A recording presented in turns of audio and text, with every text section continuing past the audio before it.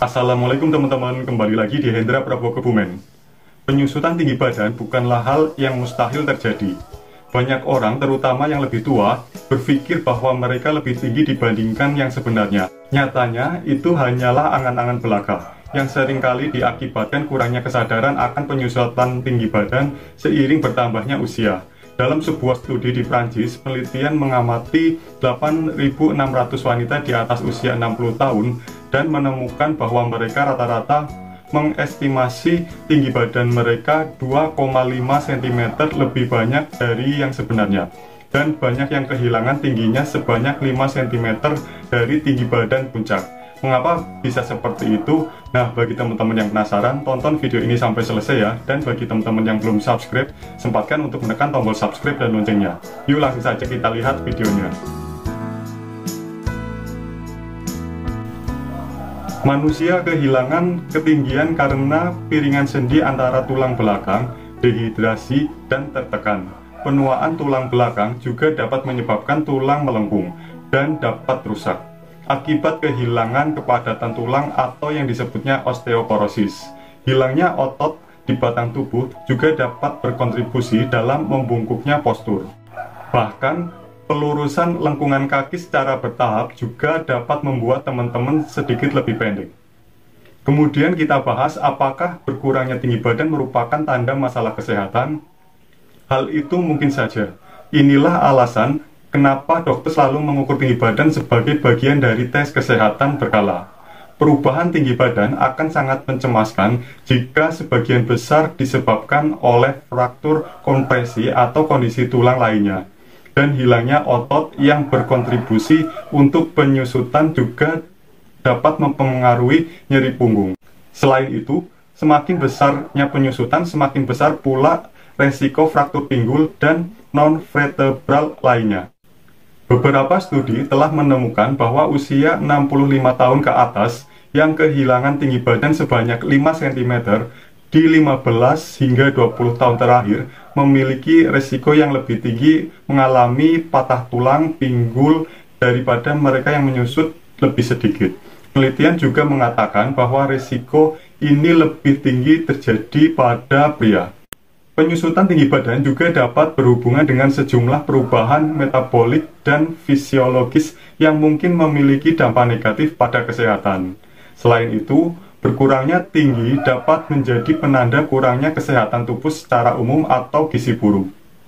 Namun, teman-teman jangan khawatir, karena banyak orang yang mengalami penyusutan tinggi badan memiliki tubuh yang sehat.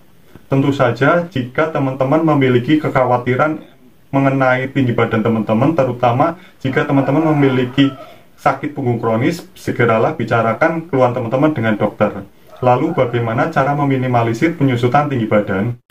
Jika teman-teman masih berada di usia muda, ada hal-hal yang dapat dilakukan untuk membantu menghentikan penurunan tinggi.